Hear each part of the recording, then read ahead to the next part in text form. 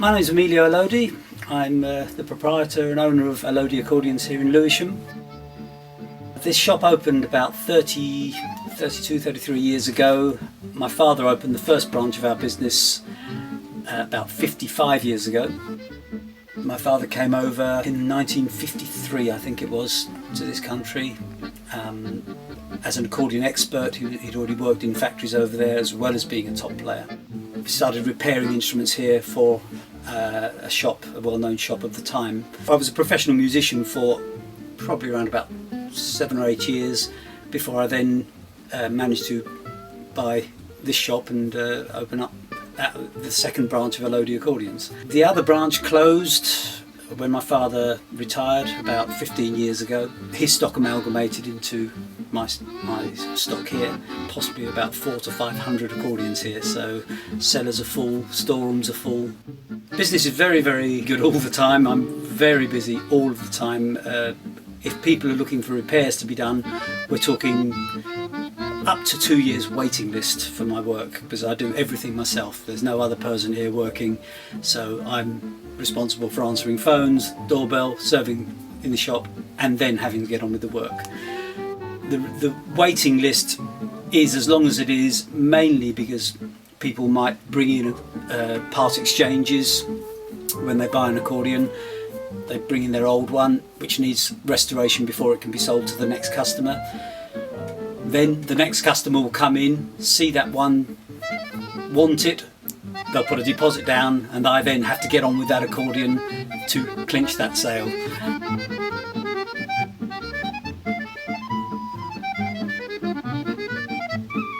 I've been asked what if I wasn't involved in the accordion world on many occasions, what I think I could do, but I really have no idea what else I would possibly have done, because I've been an accordionist since 5 years old.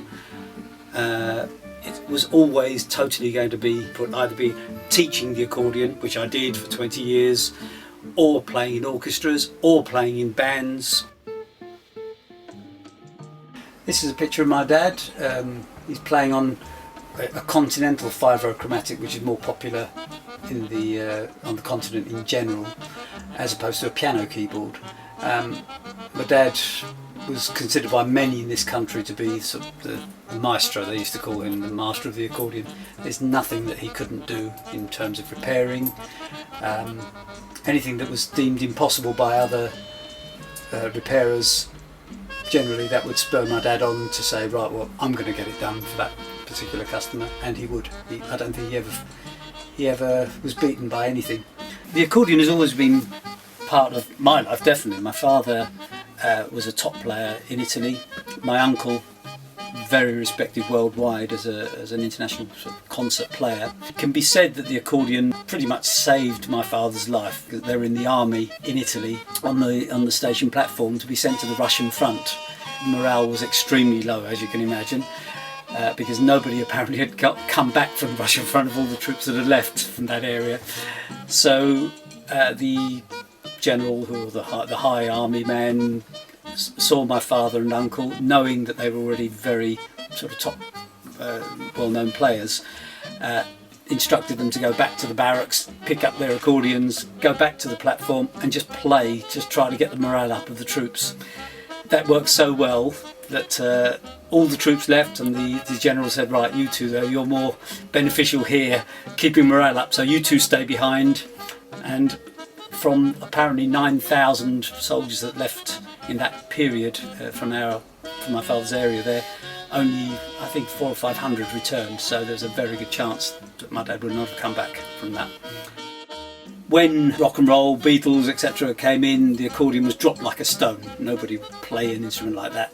But over the last 20, 30 years, it's absolutely picked up again and has been on an upward trajectory for a long time now, and continues to go up, because we're in world music now, so it's used in every country. You'll find there's an accordion somewhere intrinsic to the music of the area.